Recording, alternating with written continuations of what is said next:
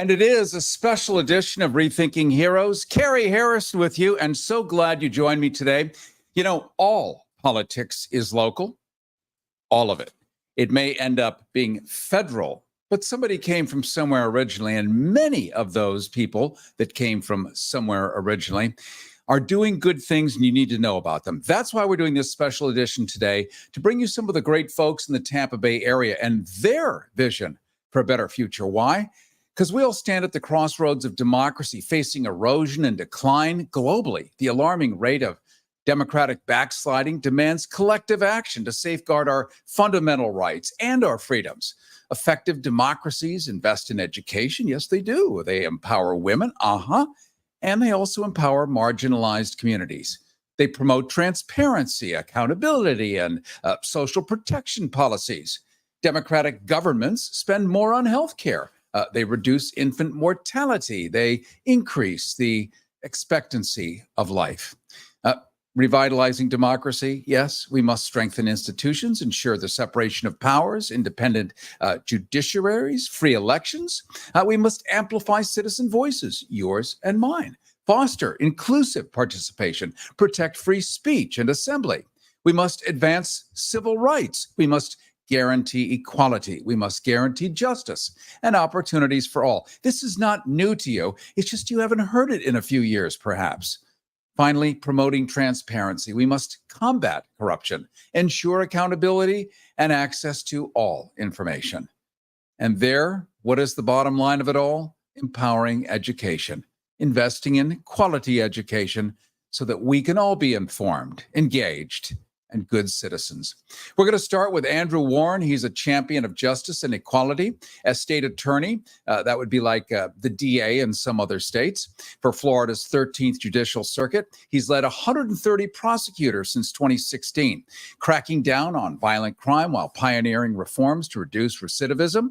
His innovative approach emphasizes treatment, prevention, rehabilitation, all for low-level offenders. And Warren's commitment to justice has earned national recognition, including the American Bar Association's esteemed Minister of Justice Award in 2023. His impressive background includes serving as a federal prosecutor with the U.S. Department of Justice. He's received awards.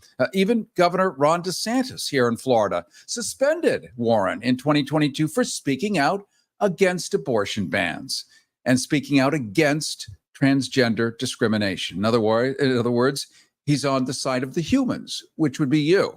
A federal court ruled that suspension politically motivated. Yes, it was recognized as so. He coaches youth sports and inspires the next generation. Andrew Warren, I want to welcome you to this special edition. Cary, thanks so much for having me. Pleasure to join tonight. Let's start by talking about your previous accomplishments so that we can have expectations for a future with you again at the helm. Well, when I came into office, it was on a vision of criminal justice reform. And to me, that was about solving problems every day in the system to maximize public safety. You know, how do we fight for victims? How do we make our community safer for tomorrow? And it was a combination, as you alluded to in the introduction, of aggressively prosecuting the crimes that threaten public safety, right? The bad guys that we all know who they are, the violent offenders, the repeat offenders. But at the same time, it's about embracing reforms that help us prevent crime on the low end of the spectrum. Mental health, drug diversion for those first-time offenders, steering kids on the right path. All those policies that are common sense across the political spectrum that made a huge difference in keeping our community safe.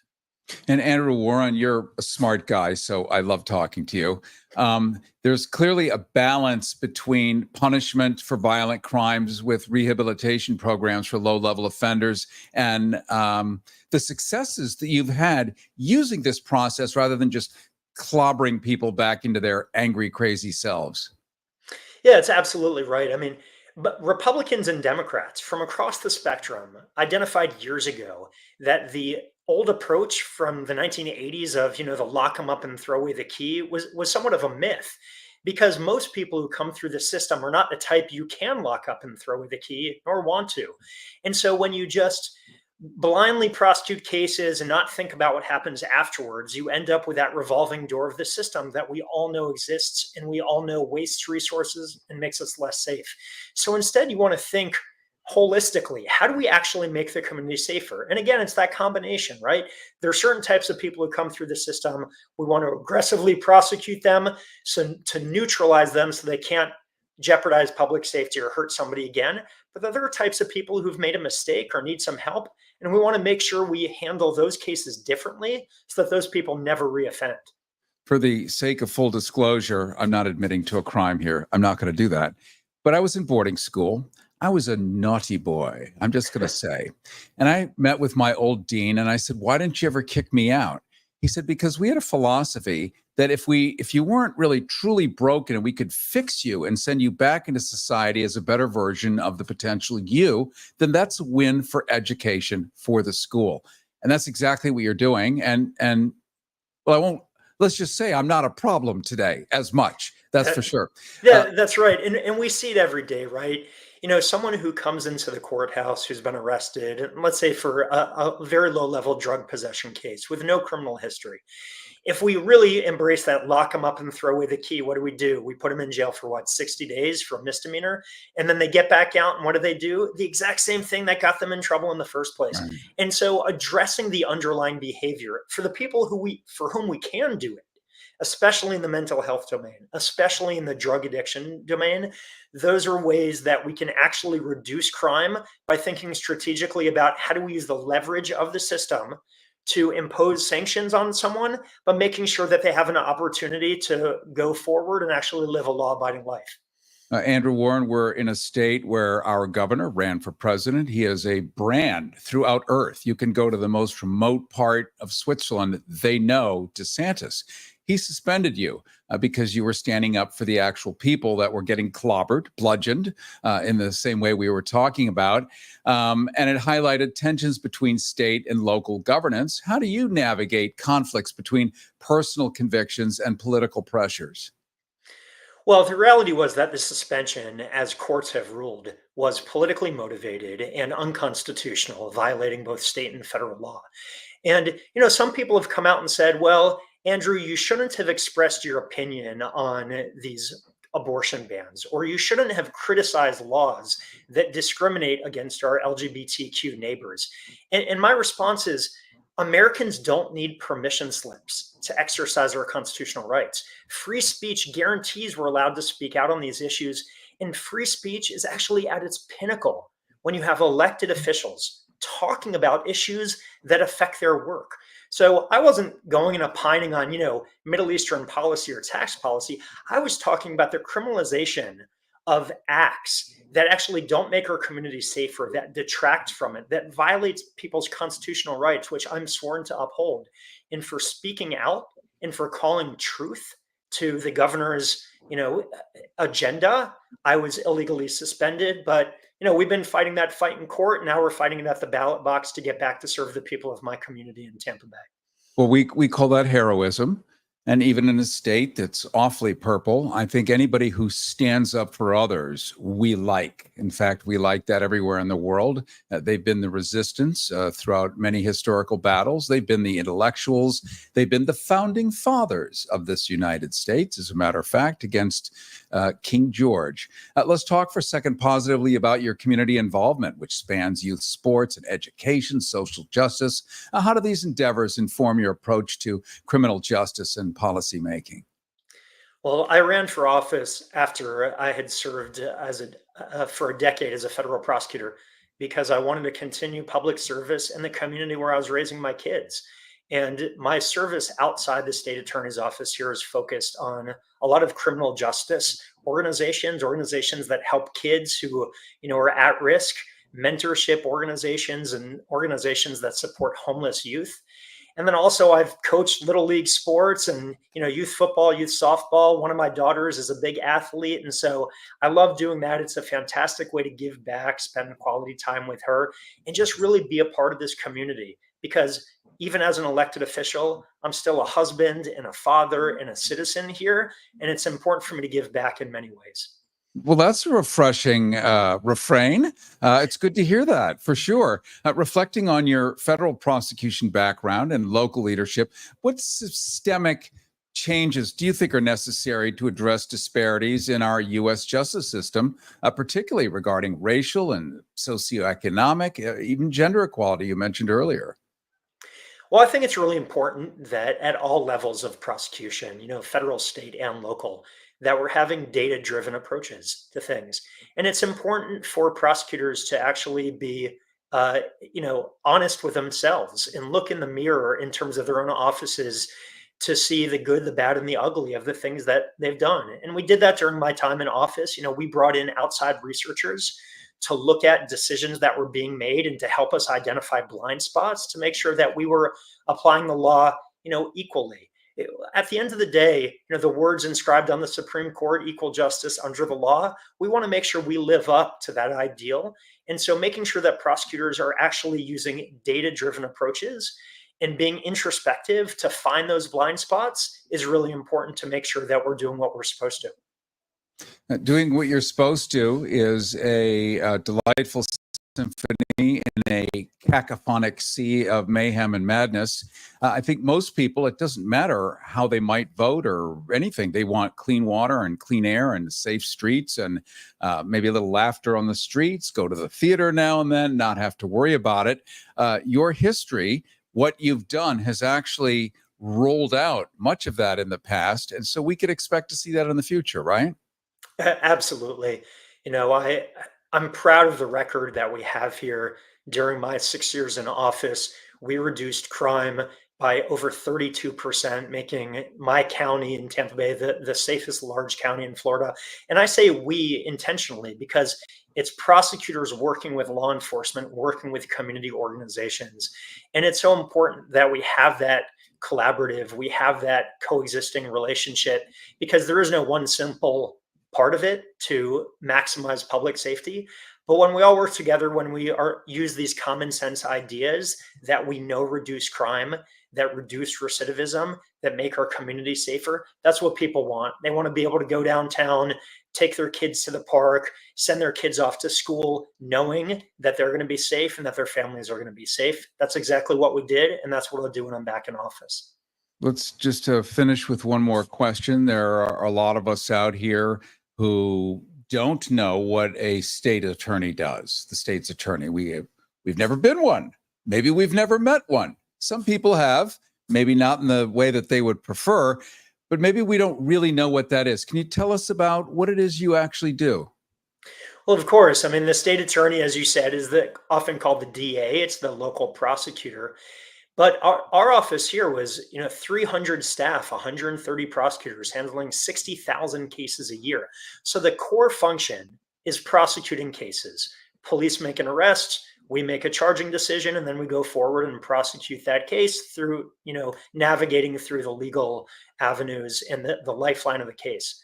But the mission of public safety and the mission of criminal justice extends beyond the courthouse walls. So there's so many things that as a state attorney, as a local elected prosecutor, we can do to make our community safer and advance that mission through community programs, through diversion, through mentorship, anything that makes our community safer and stronger within the context of the criminal justice system should be on the table for a prosecutor looking to do his or her job. Well, that's wonderful. I really appreciate your coming on today and laying this all out for us. You're running. How can people support you? Where do they go? How do they find you? Well, the most important thing is for people in my community to come out and vote, the same as every community across the country now. There's a big election coming up in 8 days.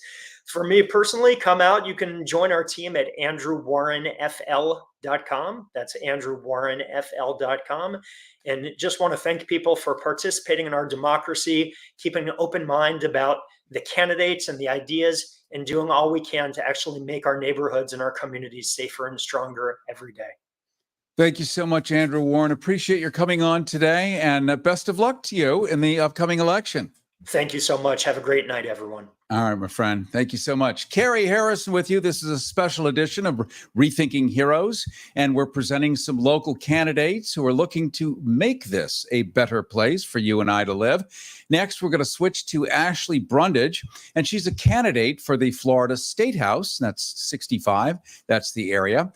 She's an award-winning author. She's an educator, a CEO, now running for Florida State House to champion progressive values. Ashley's poised to make history as Florida's first transgender elected official if she defeats the incumbent, right? Yeah. Now, in this general election for House District 65, Ashley secured the Democratic nomination with a landslide of 81% of the vote. Yeah. Wow, right? She's born in Tampa. Her background spans financial services, advocacy for small businesses, and leadership roles in organizations like the Women's Business Enterprise, National Council, and Equality Florida. Ashley Brundage, glad to have you aboard. Thank you so much. I'm glad to be here. Now, you really have, 81% of the vote, and you're one of the folks that the governor, Ron DeSantis, says should not be running for anything, but should be running away from everything. But in fact, you're running toward it. Yeah, that's an understatement. Yeah, I've had some run-ins with the Florida Governor Ron DeSantis, and I've lived to tell about it. So there's that. Well, let's talk for a little bit. We've just had two double whammy hurricanes, 1-2 punch. And who knows what else is coming? Maybe it's the new normal to have a Category 5. I don't know. But nobody can afford their insurance anymore. Nobody can afford this and that. People are just crumbling. You have specific solutions that you're proposing for Florida's property insurance crisis, balancing affordability with industry sustainability. Wow, that sounds smart. Yeah, so I've been working on this project for quite a while. Actually, when I used to be an executive at PNC Bank, before that, I also was a registered investment advisor specializing in portfolio diversification and risk mitigation. And, when we look at the property insurance space, which is literally the space that whether you own a piece of property or not, your cost of living is controlled really by how the property insurance market works. And if the prices are going up, then the cost of your rent goes up, whether you own or rent. And so in this scenario, I've done a lot of research. I've done a lot of work. I've actually negotiated contracts with insurance companies as a small business owner. And at the end of the day, the insurance company is going to continue to sell all of their suite of products. And they're selling all of the suite of products in Florida, especially the major insurers, the ones you see all the really cool commercials for every chance you get when you're watching maybe a game or something on television. And, they start talking about these, the insurance products. And the one thing that they're not selling currently in Florida is homeowners insurance. And so they're winning in all of the other spaces. But then when it comes to actually having the Floridians back, they're not writing any policies. And there's a reason for this. And that's because my opponent actually was a co-partner in a bill that was passed 2 years ago that gave $1 billion bailout to the insurance industry with no strings attached and no accountability attached to it. So what's not to love if you're in that industry? Yeah. So in that scenario, well, actually, the strange thing is that that's the date that all the major named insurers that we know and see all the fun commercials for, that's when they all stopped writing policies in Florida. And that's what drove the cost way up. And so I'm running in this race, right, for State House, which, is interesting in its own right. Yeah, there's some potential historical nature items to it. But in the grand scheme of things, focusing on the property insurance crisis, one political party has too much control currently in Florida. And so that's why we have to kind of claw back a little bit so that way the Democrats can actually caucus with the Republicans and the Democrats can propose legislation. which is not currently the landscape in Florida politics on the state. No, it's called reaching across the aisle, and it used to be known as an honorable convention. And I think many people would like to see stuff get done that benefits the live, upright mammals that happen to occupy the 28 million of us here on this beautiful peninsula, formerly known as the Sunshine State, which you're going to bring back, by the way, as the Sunshine State. You're an advocate for inclusivity and diversity. How will your leadership model outlined in empowering differences guide your legislative approach to social justice? Yeah, I mean, I think that's it, because all of our differences make us stronger as a community. That's something that when I say stronger too, just so everyone knows, that means you sell more things and more goods to more people because you learn about the people that are different. It's literally kind of what I used to teach before I started running my own company. I was the national vice president for a leadership development program called Diversity, Equity, and Inclusion for a really big bank. And so in that space, right, people who are different, and people, when they learn about people that are different, which is literally everybody who lives in a state, or everyone that lives in America, it's an opportunity to actually be able to understand them or be able to relate to them better. And that's how we get better, and that's how we get stronger. Quick question, Ashley, because it's kind of the mastodon in the middle of the room, though it's absolutely mainstream. I have two relatives who are transgender. Everyone I know. Look at that. AI. Balloons go up. Don't you love it? Yeah. Give us a little sense about maybe how this worldview actually has strengthened you so that you can see this way, that way, up and down all at the same time now. Yeah, I mean, honestly, lived experience across the gender continuum is something that's been highly coveted in every culture in our planet's history. Transgender people or gender diverse people have actually usually been revered by society. I mean, when I'm in Asia visiting my friends, my reception in countries like Thailand and others is amazingly nice. And in other cultures, Native American culture deeply respects gender diverse people because they have a high level of understanding across the gender continuum, and being able to relate to masculine or feminine related people is an actual advantage. And we should actually want to know their people's opinion. People come to me actually all the time and ask me for their relationship advice and stuff. And I kind of try to guide them, but really in the grand scheme of things, I think that having, there's 20 something million people who live in Florida, right? 22, you said 26, whatever it is. It's a lot. And statistically speaking, that means half of 1% is the transgender community. So that means that statistically speaking, we should have a state legislator who is from that community.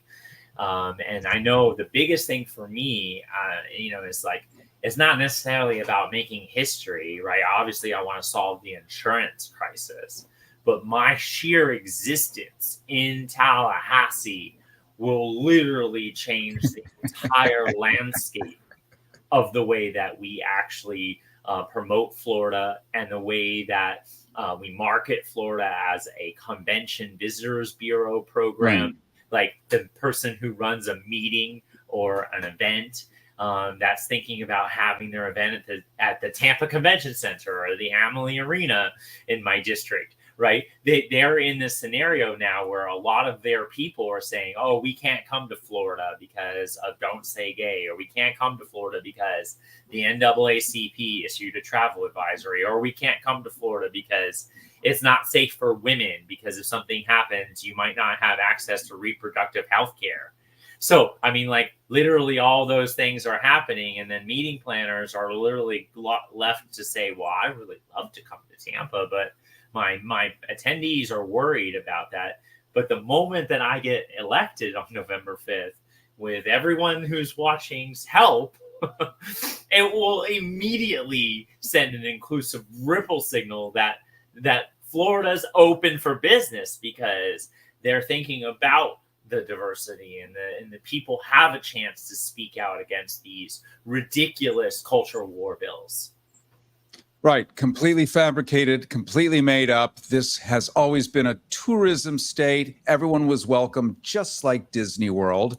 And we can have that back with you at the helm. Help us know where to go, what to do.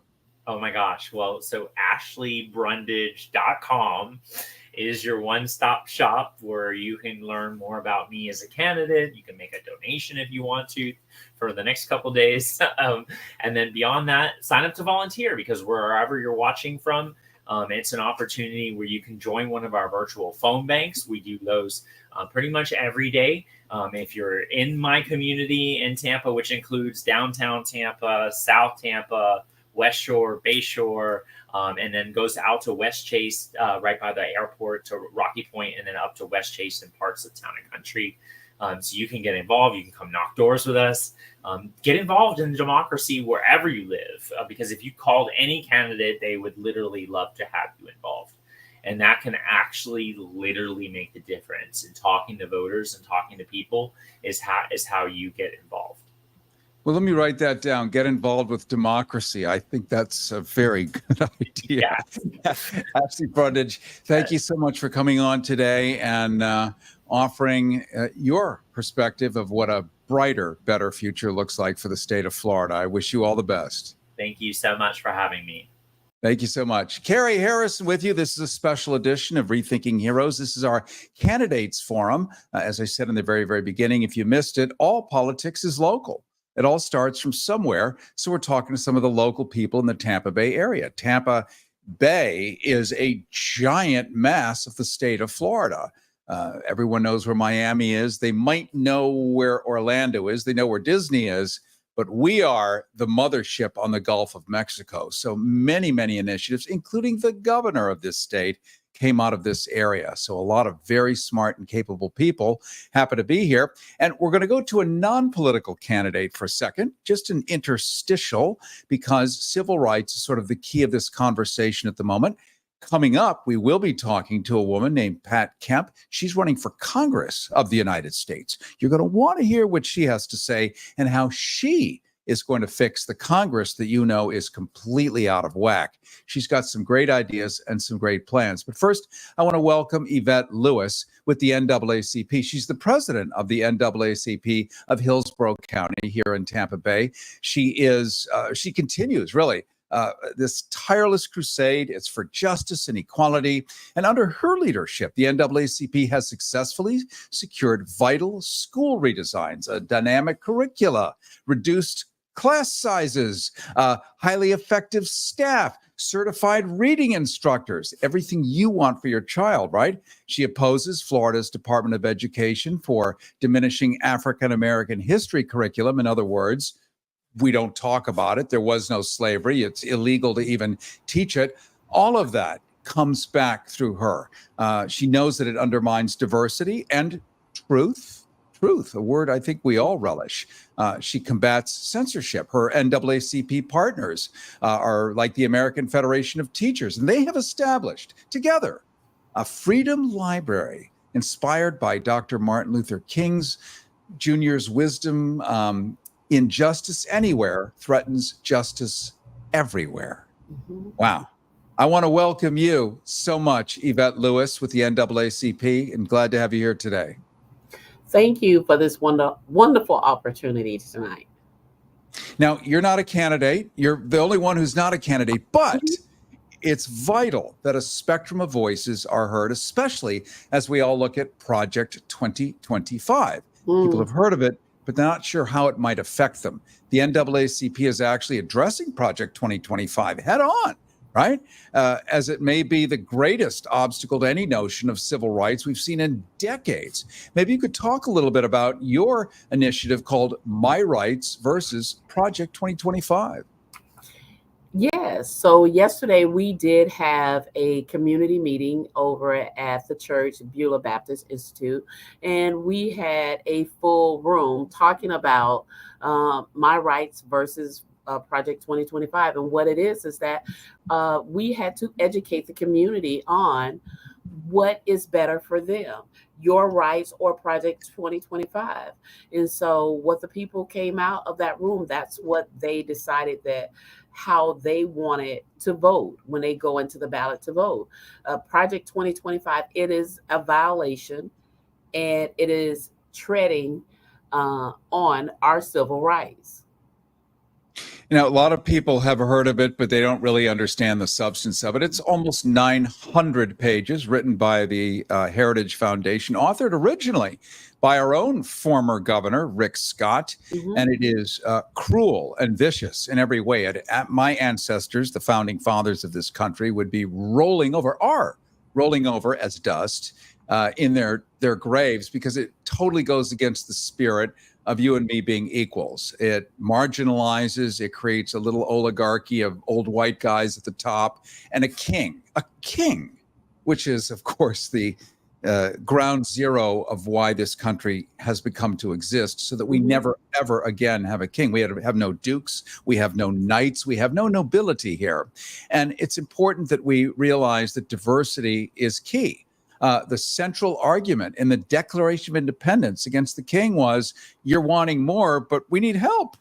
We need, like, worker bees, people from Austria, diverse people to come in here and invent things and think of things.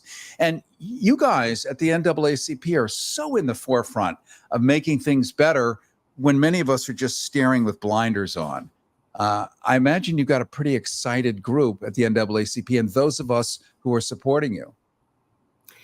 That is correct. So if you go to our national website at the NAACP, the national, you will see the whole layout of Project 2025, our Project 2025. So our national has laid this out for everyone to see. And what it is that when you compare what's going on with Project 2025 versus ours, you'll see, like I say, the difference. And Project 2025, what they have established and what they did, they really, honestly, they wrote the playbook on how to erase and eradicate certain races from America, because they want superiority over everyone else. And so it's their playbook. But guess what? The NAACP, our national office, came up with our own playbook, and that's what we're working with in NAACP. And it would take us about 5.5 hours to even get into gerrymandering. Louis DeJoy, the former attorney or the postmaster general under Donald Trump, physically having 10,000 metal mailboxes plucked out of the soil in zip codes that were highly African American and other things to make sure there was no early voting for a certain political party that was not the party of President Trump. A lot of these things going on. So we all understand that and know where that goes. And that's why it's important today, I guess, to wrap up with talking about Dr. Martin Luther King's inescapable network of mutuality concept, initiatives that are going to bridge social, socioeconomic, and cultural divides here in Hillsborough County. Here you are. And what happens to one happens to everyone. And I think this is where we can all be on board with NAACP and what you stand for, because it's not you. You are us. If it happens to you, it's going to happen to us. And we've seen that in history. And that is true. You know, so my favorite person I like to quote is Fannie Lou Hamer. And she has this quote that say, no one is free until we all are free. So let me tell you this here. We have to keep going and keep fighting throughout all of this stuff that they have continued to throw against us. And so, you know, Project 2025 is talking about gutting and getting rid of the Department of Education, Department of HUD, all of these things, the Department of Justice, revamping them, and all of this here. And what it says is that they are afraid that they have educated African Americans to the point where they are taking over their jobs. They have gained, and they have really, almost really, you want to say, have arrived. Because how dare they have a Black president, which we did, and he was smarter than some of the other presidents, which he was, and less baggage than the other one. And so now they have a big fear. So when you fear something, you try to what? Get rid of it, right? If you're afraid of that bug in your house, you try to erase it and eliminate it, and you try to get rid of it. So that's what the Project 2025 is. So let me tell you this here. There are some things you just can't get rid of. So this color on my skin, I'm born this way and it's beautiful. And I'm an educated Black woman, and the NAACP has been around since 1909, and we're not going anywhere. And we're going to continue to fight this battle. Well, I vote yes for that. I'm gay, so here we are together. And there are tens of millions of people who, when they learn there's a place to go, there's a family and a community that will support them and understand them, it will coalesce. And we've all been divided and fractured in the last 4, 5, 6, 7 years. And we're now coming together. I see a huge reawakening, and it's exciting. And it's many thanks to the work that you at NAACP are doing. And I want to thank you so much, Yvette Lewis. Thank you so much for joining us today. Thank you so much for this wonderful opportunity. It is a pleasure. My pleasure. My pleasure indeed. Cary Harrison with you. This is Rethinking Heroes Special Edition. You can go to rethinkingheroes.com, sign up for our free newsletter. Normally, we broadcast in Los Angeles, Morning Drive in Hollywood, on KPFK 90.7 FM and 300 radio affiliates around the country. But we're doing a special local outreach today to show that all politics are local and show a revitalization in the Sunshine State, or the Free State of Florida, looking to become the Sunshine State again, open and welcoming to one and all. We're going to go next to a woman who is running for the U.S. House of Congress, again from the Tampa Bay area. Her name is Commissioner Pat Kemp. She's a county commissioner, Hillsborough County, and Hillsborough County is huge. The amount of people moving to Tampa Bay is Herculean. Numbers almost too high to count. So she's in charge of many things. She's a dedicated county commissioner, championing progressive values.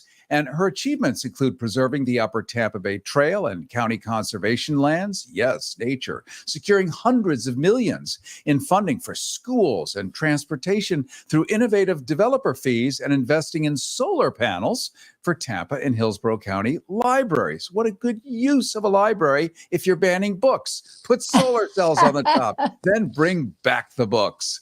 She's a seasoned public servant with 1.5 million citizens, and has a real commitment to social justice evident in her work, providing civil legal services for low-income clients in the Bay Area, an environmental champion, Sierra Club. We can go on and on. Better, let's let her talk about it. I want to welcome you, Commissioner Pat Kemp, running for U.S. Congress.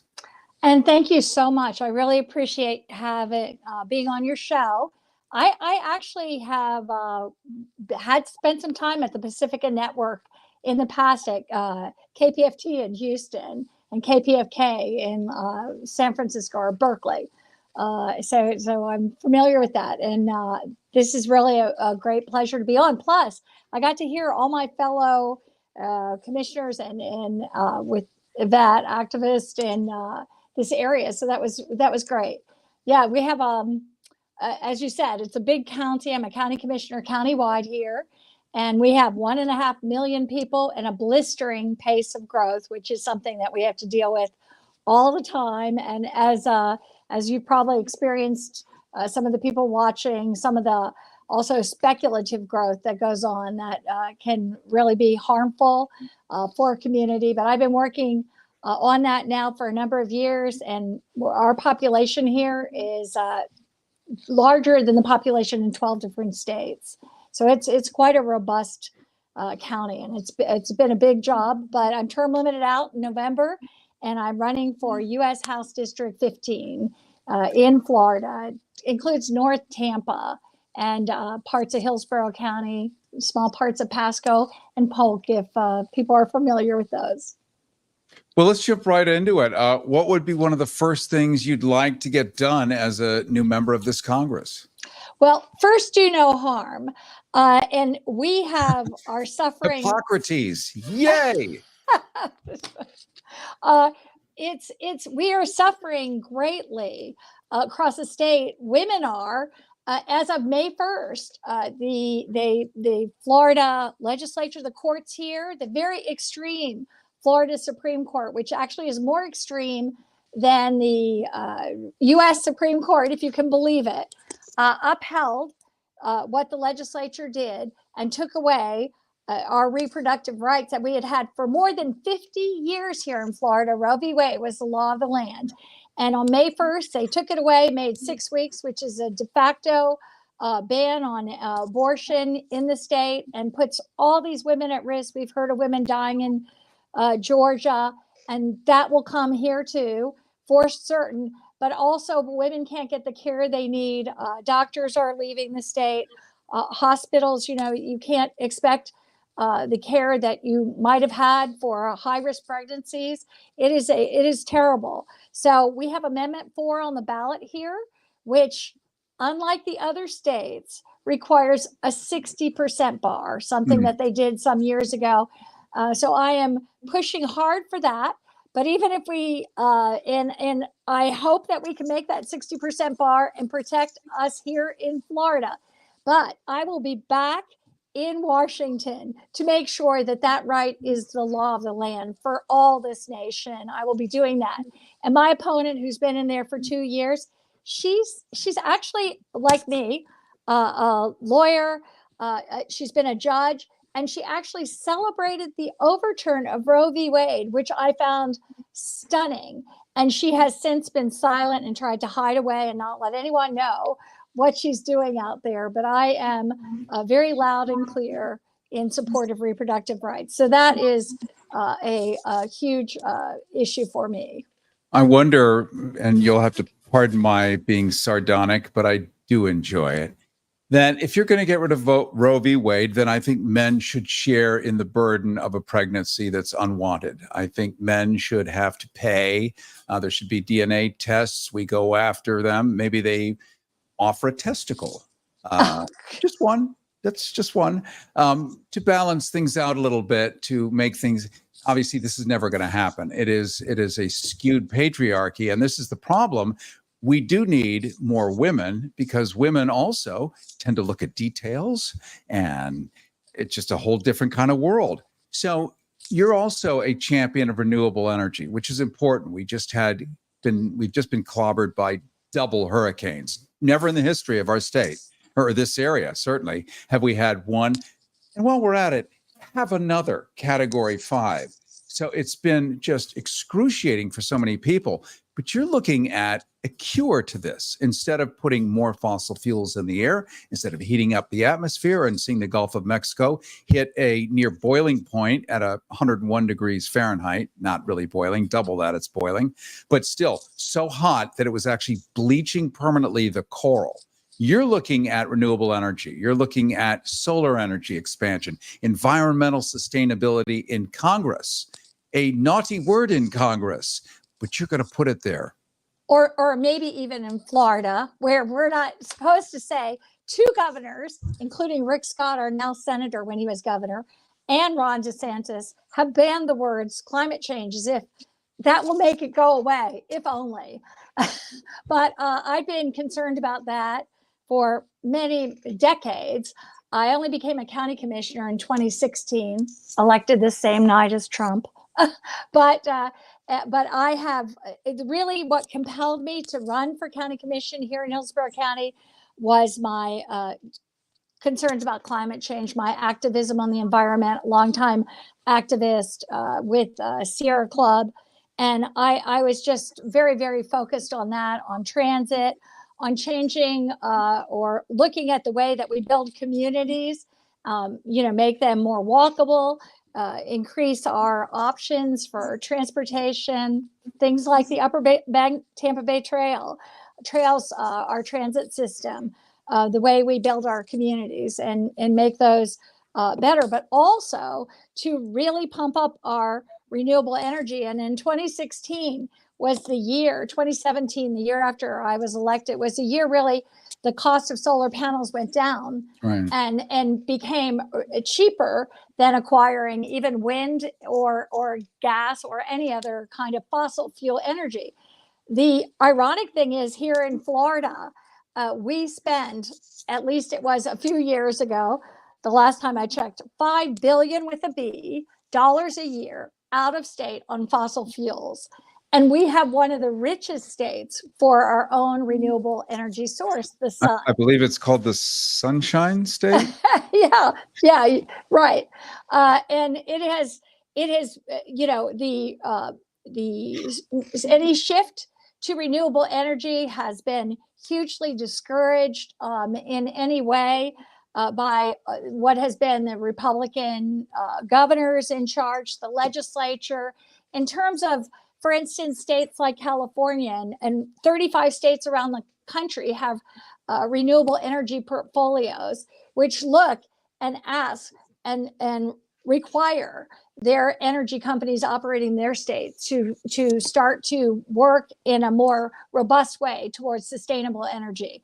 And imagine if the public knew that, say, TECO, Tampa Electric Company, was actually a Canadian company, and it's publicly traded, and they're going to probably triple the electric rate. So maybe your bill will be $700, $800, $900. And even though state law says about 15% has to be renewable, once that threshold is hit, then the price goes wherever it goes, and they don't have to let you have, say it again, they don't have to let you have solar cells anymore. And then you're just painted into an impossible corner. So you're going to be opening the floodgates of possibility here, especially with climate change. You said the two words. I think it's a third-degree felony, but you're an attorney, so I feel safe at least. I'm hopeful for a future, and I think that's what we're seeing everywhere. Hope again. Obama's slogan, hope. We're finally having it again. We can only just be hopeful, but we have to make it happen. And we are ground zero, as you said, for sea level rise, for bleaching corals, for the Gulf of Mexico, for the heat. I saw last year when they were measuring the surface temperatures on playground equipment in like Broward County by Miami, and they were coming up with 170 degrees during the day on the playground equipment. Children obviously couldn't use it, but for the first time ever, we have people that are falling in the summer and can't get up on sidewalks and roads, and they're getting third degree, second degree burns. It's a new phenomenon at our emergency rooms. It is, but that's not to mention the horrible heat that people are exposed to and can't tolerate. And for people that don't have air conditioning and our air conditioning bills, you mentioned TECO. I found out that we were the third highest electric bills in the nation, which surprised me. TECO is a very small company, and in terms of a company, and it serves pretty much Hillsborough County, the county where I am, with very little else. And we have the third highest rates in the nation, and they're making record profits with little. They've done some renewable energy, but the state incentives are not there to do that. I did make a county, put aside a county budget item when we had a different commission that wasn't as extreme. We kind of flipped in 2022, but we went to panel all our libraries and some other public buildings that we had. That was a first step. Sometimes moving towards hybrid fleet. I was looking to get our convention center solar panel to the extent that we could in other buildings. But as you said, we had these two storms coming out of the Gulf of Mexico, which was unusual. They didn't come across the Atlantic and into the Gulf, and that usually hits actually the East Coast or up at the Panhandle when they take that turn. They don't come back into this area. So Tampa has gone for 100 years without any serious hurricane impact, sometimes threatened, but without them. Now we got hit with the two most powerful storms, and both of them originated in the same place in the Gulf of Mexico, where the waters were very warm and they sat there. and they kind of came up and hit fast and powerfully and hard. And we were hit very hard with storm surge. I have many friends whose homes were never had water in 40, 50, 60 years. And they got, 2 and 3 feet of water. I mean, it is like unbelievable destruction. We weren't even hit head on in the most powerful, intense way we could have been. That was Hurricane Helene. 2 weeks later, those that weren't hit by storm surge got hit by Hurricane Milton, which wasn't much of a storm surge event, but which flooded. It sent record rains, and a lot of inland places had record flooding, and they weren't prepared for it. They weren't evacuation zones. Thousands of people lost their cars in parking lots that they never knew flooded, that they hadn't had any exposure to that. Their homes or their apartments filled with water, and there was no warning. It's been a very shocking event. And I'll just say here that my opponent, the 2-year sitting Congresswoman, this was a new district just made 2 years ago. She, just as she was coming down to Hurricane Helene, shockingly voted to cut billions from FEMA and to shut down the federal government, as if who would need that in a storm approaching? She actually knew Helene was approaching, and we hadn't had Milton yet. And last summer, she voted to defund the national flood insurance.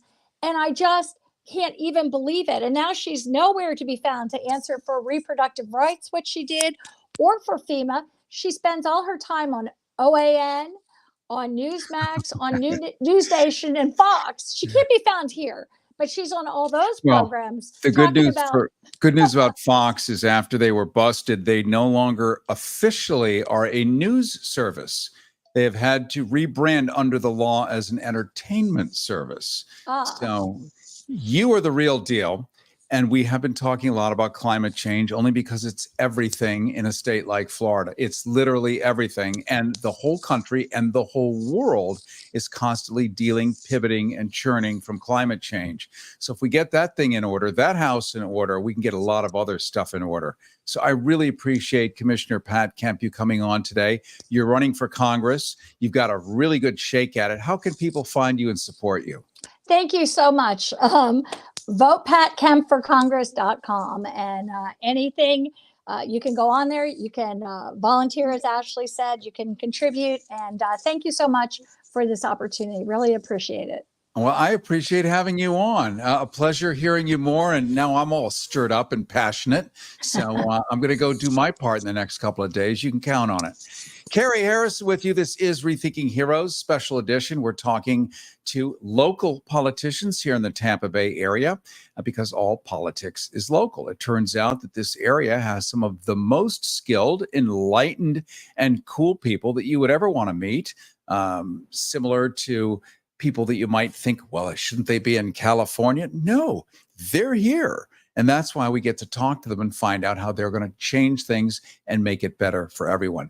Next, we're going to go to Patricia Alonzo. She's a candidate for the Hillsborough County Commission, something that Pat Kemp a minute ago. She's part of that commission and is moving on to Congress. Well, Patricia Alonzo, another Pat, Patricia Alonzo, yes, is looking to get into the county commission to do much of the same work. She's a dedicated Hillsborough County leader, born to a union mechanic father and an entrepreneurial mother. She embodies hard work, authenticity, inclusivity. Her diverse background includes medical translation, teaching, and tech leadership. Moffitt Cancer Center, one of the top in the nation. She's helped families navigate healthcare complexities, all of that stuff needed in a county that is expanding at the speed of light. And Patricia Alonzo, I want to welcome you to your own forum. And maybe you dropped out. You know, you have to, let's blame Al Gore for the internet. You're so back. sorry. I was just welcoming you. Thank you. Oh, well, there it is. Al, bring her back. All right. We'll get her back in just a minute. We're talking to a variety of different politicians, candidates. These are people running to look to make it a better place. That meaning the state of Florida, it meaning that the United States itself writ large. We now have Patricia Alonzo back. We have a stable internet connection. And Patricia, I am happy to see you again. Yes, it's such a pleasure to see you again, Cary. And I do want to apologize. Patricia kept hitting leave the studio because I was trying to remove everything from my screen to make sure that I didn't hit anything incorrectly, and I did it twice. So I do apologize to you and your audience for my error. Well, now you know how to do that, and you can teach us that little trick so that we can pop out of Zoom meetings that we don't want to be in. But you want to be here. Yes, So very much so. Let's talk a little bit about the Hillsborough County Commission and your vision to improve the very Hillsborough County Commission that you're running for. Yeah, really. The Hillsborough County Commission is the body that oversees pretty much everything that happens in Hillsborough County. If you're looking at it, this county commission touches it. The county commission has a budget of $10 billion. In the last budget, it was $9 billion, but now it is $10 billion to ensure that they are able to provide the services to keep our county growing and our county thriving. However, in the last cycle, sadly, in 22, we lost two very strong county commissioners, and now we are strictly at a 4-3, and every decision just goes down 4-3. And sadly, we have seen some very, very dramatic changes in our county commission. There's a lot of negative rhetoric going back and forth within the same party. There's a lot of decisions that have really overreached power. There's a lot of preemption that is coming from Tallahassee that is really embedding itself into our county commission. You know, what's happening at the legislature level in Tallahassee should never impact our county commission and the county commission budget. What happens in the county should live and breathe within the county, not anything that's preempted from there. Some of those issues that I am very passionate about that I've seen the county commission really impact has been affordable housing. I just came from the Hope Organization's convention today, and their focus is to continue to support individuals that are unhoused, individuals that are homeless, as we've traditionally have said, people with developmental disabilities or any mental health issues that need access to housing. We're seeing a 23% increase in our senior citizen population. So our elders living on the streets, not being able to have accessible housing that they can live in, or even affordable housing. The county commission cut that budget by 80%. Pat, who was just on, who's a great supporter, 80%. It had a budget of $10 million. It was approved in 18 into 19, and it allowed for 1,100 individuals to be fully housed. And sadly, with the cutting of this budget from $10 million to $2 million, which is an 80% cut, they actually wanted a 100% defunded. And they were able to, negotiate. There's something called here Sunshine Standards, where you're not able to have those conversations and sort of make those deals when you are sitting on the county commission. So it is a little difficult to have those, but they were able to work something out and be able to still fund it at $2 million. However, the gentleman that is the incumbent that I am running against, that has been sitting in that state for the past 22 years, curbing term limits, audience going from county to district, district to county, was going to vote in no favor. However, our Hope committee came out, and over 100 individuals with purple shirts on saying Hope, advocating for this budget to stay in place. He knew it was a political issue, so decided to vote in favor and maintain the $2 million. So he's going around saying that he saved Hope, but in reality, it was a political tactic. And I get that. So that is a big issue in our county. Let me ask you, this Yes. is kind of an intellectual question, because I'm always fascinated when people are cruel, such as you're outlining. What's the upside? Because you don't do any, like, I eat chocolate brownies. What's the upside? I love them. I love them. I love ice cream in half-gallon increments every night with Netflix. I love it. So we know there's an upside, a payoff for people to be that cruel. What's going on behind the curtain that we don't see, that they would want to do that to their fellow citizens? Yeah, I think it's plain and simple. Have you stated, Cary? It is a cruel intention. It is a cruel behavior. They believe that it's somewhat of a misuse of our tax dollars or county budget. To be able to do this. There is a program that is preempted from Tallahassee that's called Live Local. And most of our community, our developing community that works in affordable housing does not like it simply because of the makeup of the affordable housing that would come up through Live Local. There was recently a request to be put into an area here in Hillsborough County, which is the Keystone Odessa area, for a development through Live Local. The community got very upset. They rallied. They showed up at the county commission. They spoke. They got upset.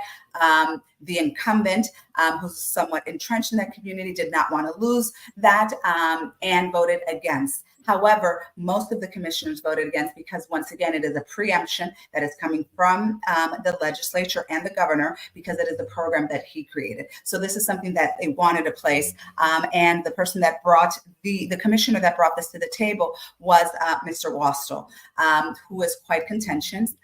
Everything that is a program of service that is geared toward helping the community is a program that he seems to want to just cut funding for. There's been a cut in funding when we're talking of not only of affordable housing, there's been a cut in funding for our nonprofit organizations. And when we're talking about the storm, as I was listening to chatting with Pat, you will see the people that had boots on the ground were those nonprofit organizations. They were the ones feeding communities. They were the ones providing clothing, things as simple as a shower kit for those individuals to be able to have soap, toothpaste, a toothbrush, clothing for their children. Those were the organizations that had boots on the ground doing things. Ask me if Mr. Hagan had showed up to any of these conversations with the community, meetings with the community, assessing what is happening so that we can provide better services. No.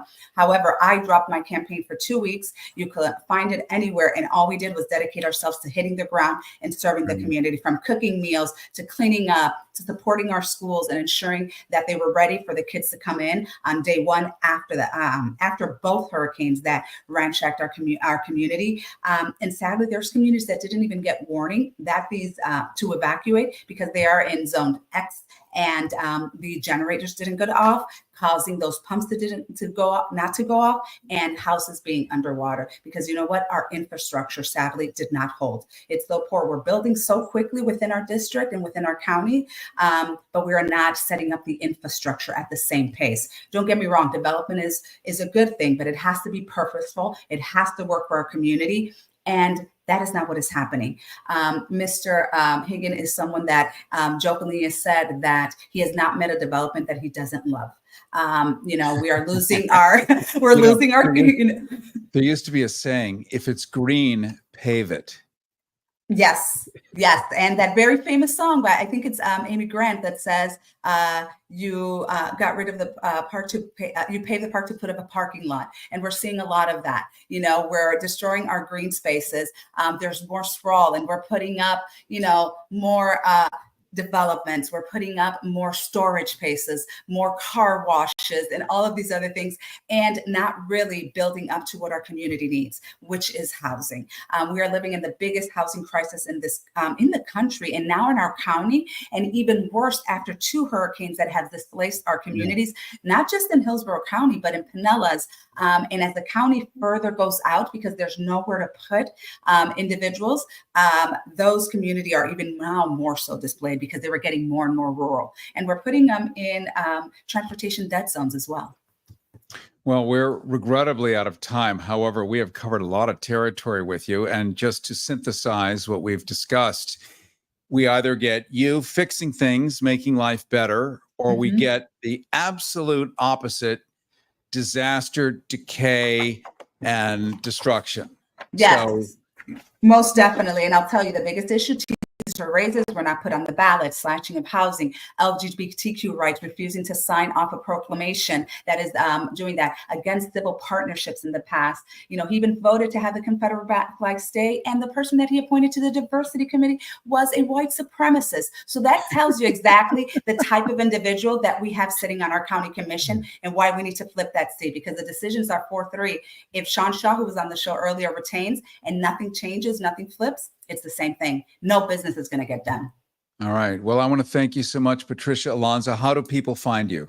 Yes, go to my website, patriciaalonzo.com. Follow me on IG, on TikTok, and on Facebook, and I will talk to everyone. That's what we're here to do, and to make sure that our county continues to thrive as our community continues to thrive. All right. Well, thank you so much for joining us today. This has been wonderful. And thank you, everyone, for joining me today in this special 1 hour, All Politics Are Local, Rethinking Heroes, having brought on some different candidates who actually are offering real solutions to the problems that you and I face, especially in a county that's growing at the speed of light. And you've heard lots of great ideas. You've heard ambition. You've heard spine. You've seen talent. So it's fantastic. You can catch this as a replay. You can share it freely. It's going to be on, it will be on Facebook. It's on Instagram. It's on YouTube. It'll be on TikTok, LinkedIn, the whole soup, cat, and pizzas, anything with a chip and a signal. So when in doubt, share it out and fight for yourself and the other people you know and love, because we together can make this a much better place. Thank you so much. Cary Harrison with you.